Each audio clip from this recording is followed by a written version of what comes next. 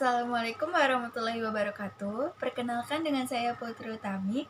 Saya mahasiswa kelas 3 Ilmu Komunikasi di Universitas Islam Syekh Yusuf Tangerang. Kali ini saya ingin menjawab soal-soal UTS yang diberikan oleh dosen saya yaitu Pak Faisal Tommy Saputra. Langsung saja ya.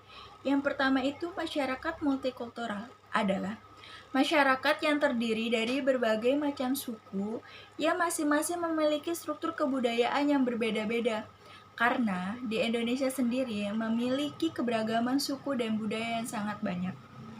Contoh seperti masyarakat Bali yang sangat menerima perbedaan kebudayaan, serta keberagaman lainnya yang sangat berbeda dari kebudayaan yang mereka miliki.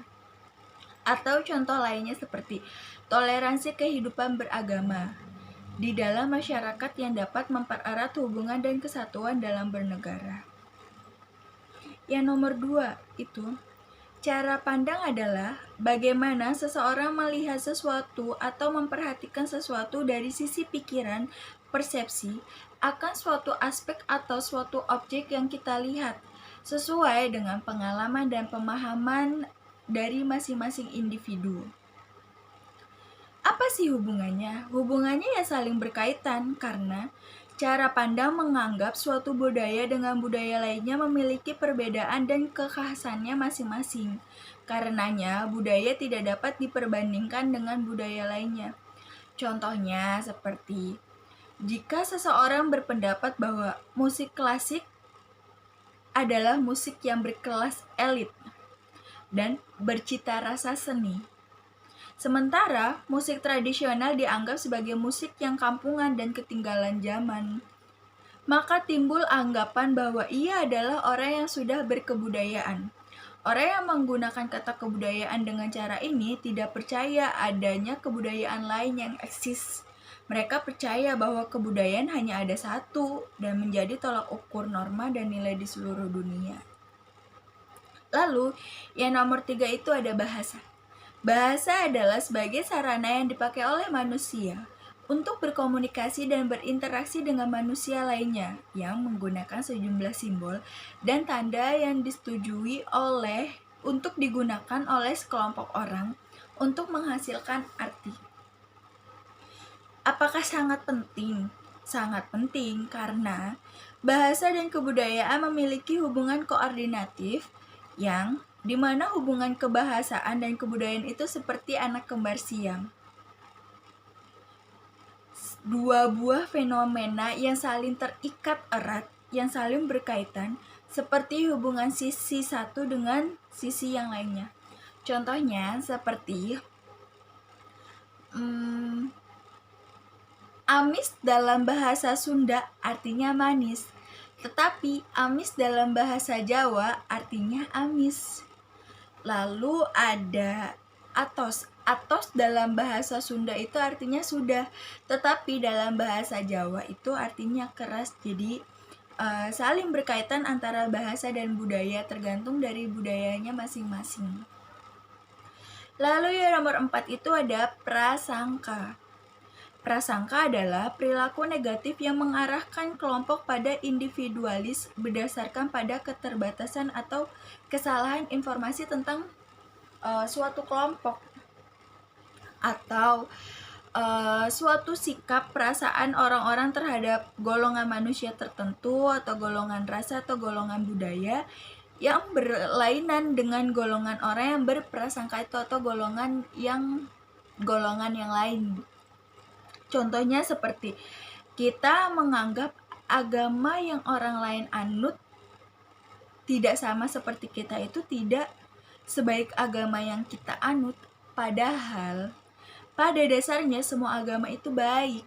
Tergantung bagaimana cara kita memandangnya, bagaimana cara kita pemahaman akan soal agama. Lalu yang kelima itu ada asal-usul Islam, yaitu yang terjadi pada ribuan tahun yang lalu di mana Arab merupakan penganut politeis, memuja dewa-dewa. Mereka tidak memiliki sejarah yang menghubungkan mereka dengan satu Tuhan. Mereka tidak memiliki kitab suci sebagai pedoman hidup. Lalu, sejak kecil Nabi Muhammad merupakan sosok yang berwawasan luas. Misalnya seperti yang dinyatakan oleh Mir. Muhammad tidak pernah menyembah dewa-dewa. Dan ketika Nabi Muhammad dewasa, ia mengasingkan diri ke dalam gua yang dekat dengan rumahnya untuk berdoa dan bermeditasi. Dalam salah satu meditasinya tersebut dikatakan bahwa malaikat Jibril menampakkan diri dan berkata kepadanya bahwa Tuhan telah memilihnya untuk menjadi utusan bagi semua umat manusia. Peristiwa ini membuat Muhammad menjadi utusan Allah selamanya, dan Muslim percaya bahwa Tuhan mereka Allah, dan Allah telah berbicara kepada manusia melalui nabi-nabi yang lain. Contohnya seperti dengan turunnya wahyu pertama pada 610 Masehi yang diturunkan kepada Rasul di Gua Hira. Lalu ada asumsi dasar. Ada beberapa asumsi. Bagaimanapun, 4 asumsi ini tersebut layak disebut dengan asumsi dasar. Yang pertama itu ada Tuhan. Islam menyatakan bahwa ada satu Tuhan. Islam diajarkan bahwa Allah itu hanya ada satu. Dan syahadat Islam yang pertama berkata tidak ada Tuhan selain Allah. Lalu ada tunduk Islam. Tunduk Islam sendiri berarti tunduk pada Tuhan dan kehendaknya. Quran menekankan keagungan Tuhan berulang kali, kemurahan hati yang ditunjukkan pada manusia secara khusus dan ketaatan serta rasa syukur yang diterimanya karena telah setia hingga akhir waktu.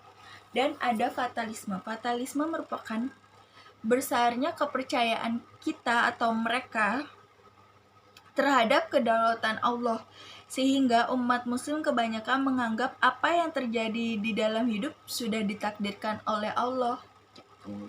Lalu ada penghakiman, yaitu ini komponen terpenting dalam ajaran Islam yang berpusat pada pandangan tentang penghakiman, yang artinya manusia akan tiba saatnya kita semua umat muslim akan berdiri di hadapan Tuhan dan dihakimi apa saja perbuatan kita selama ini.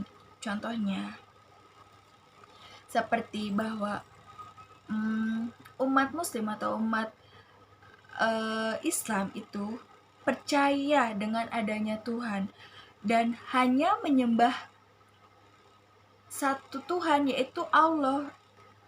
Dan di dalam dirinya diyakini bahwa Tuhan hanya ada satu, tidak ada yang lain gitu. Lalu yang terakhir itu ada manifestasi budaya, adalah manifestasi terbesar dan terpenting dari ajaran Islam, yang bagaimana Islam menjadi cara hidup yang lengkap.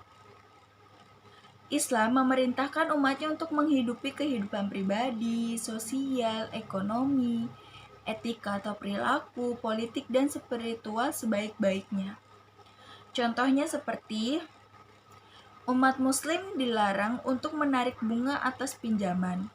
Praktik perbankan dapat menjadi masalah ketika bangsa barat menjalankan bisnis atau membuka bisnisnya di negara-negara Islam atau yang bermayoritas Islam. Oke teman-teman, segitu aja yang bisa saya jawab dan saya jelaskan. Kurang lebihnya mohon maaf. Wabillahi taufiq walhidayah. Wassalamualaikum warahmatullahi wabarakatuh.